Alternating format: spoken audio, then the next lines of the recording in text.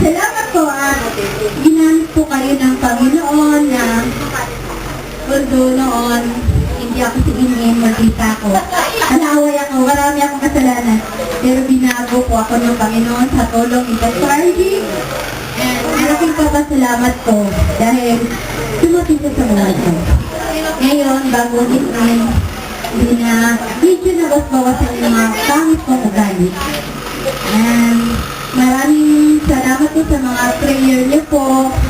Kay Shem, noon hindi siya marunong magsalita. Sa tulong ni Pastor, nakabigkas na. Sa tulong din ng Panginoon, ginamit si Pastor sa mga prayer. Ngayon, dalawa. Dalawa.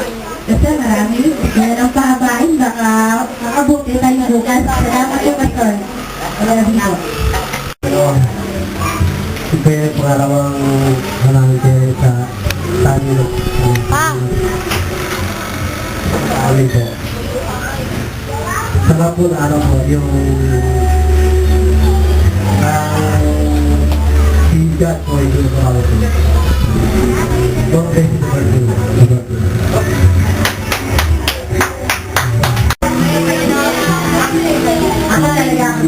Ako natutunan ko kay Pastor ang lahat.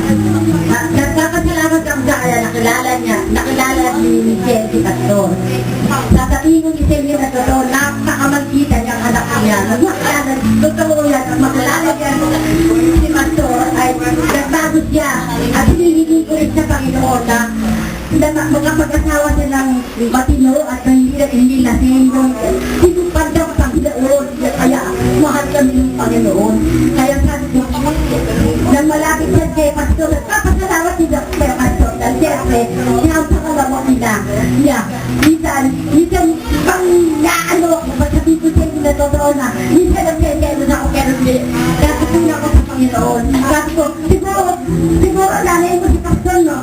Hindi po na pero maraming salamat sa Panginoon at maraming salamat po kay Pastor at natutunan at nakapag-aralay ang anak ng Malvina. Salamat po, Pastor.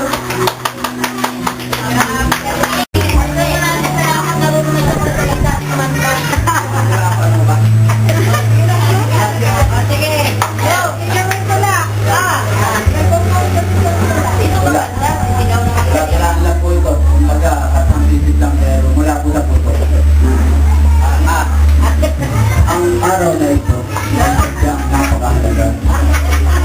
Pagkat ito'y araw ng mahal nating Pastora. At para na rin gumitain ang mga kaputihan niya. Igasyon naman niya sa Diyos ay mas lumalim pa. Ito kami sa likod mo, daging karami mo. Kristo ang katulad niya, Kristo ang kapara sa kabaitan niya. Ilaw siya ng mga taong paligid ay nagsabibilan. Araw at gabi kung siya ay magsasal.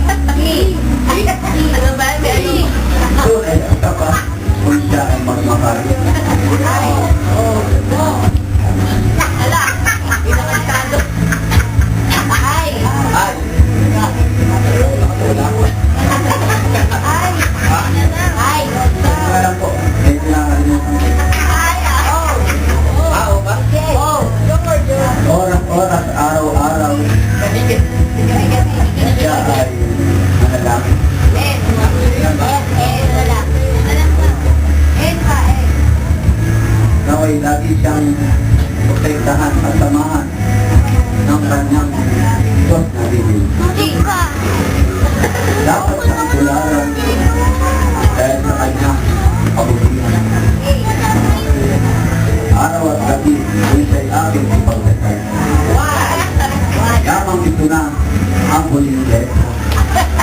Naway lahat tayo pumalakpak. Palakpakan. Para sa inyo po, Pastor. Thessalonican 5 verse 12. Mga kapatid, pinakikiusap namin na igalang ninyo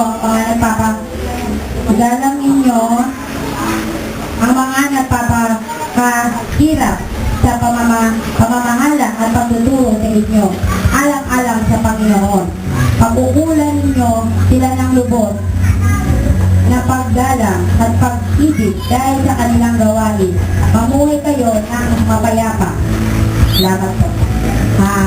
Ako po ang sabi, Pastor. Pastor, taon natin pagsasama, marami na nangyari.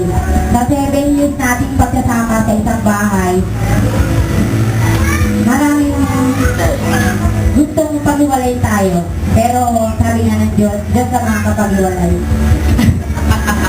Ang Panginoon lang ang magsasabi. Sabi ko nga, sabi ng asawa ko, dati pastor lang ang desisyon ng lahat. Kahit natin sabihin ng kapaligiran.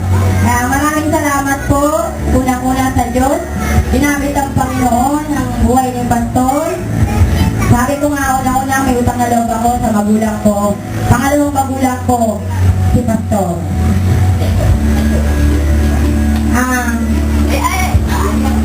Maraming salamat po sa Panginoon kasi totoo sinabi ng nanay ko, hindi ko pagkakaila ang lahat ng katotohanan.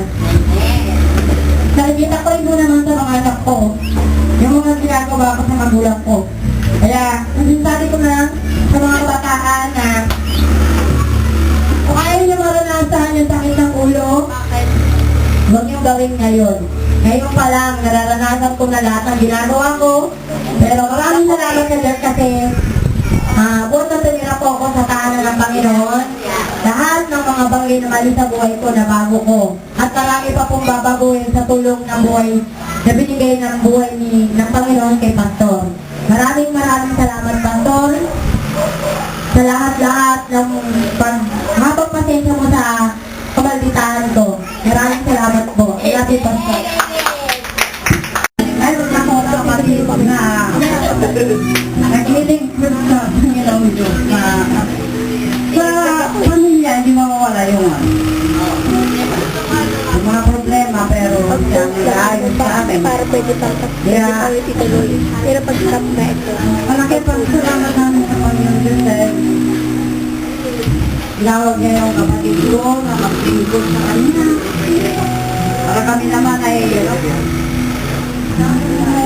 tumunod sa kanya. Ito kami. Kaya wala na akong masasabi kundi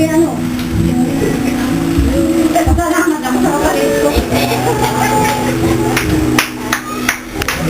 What I've hoped for is thanks to you.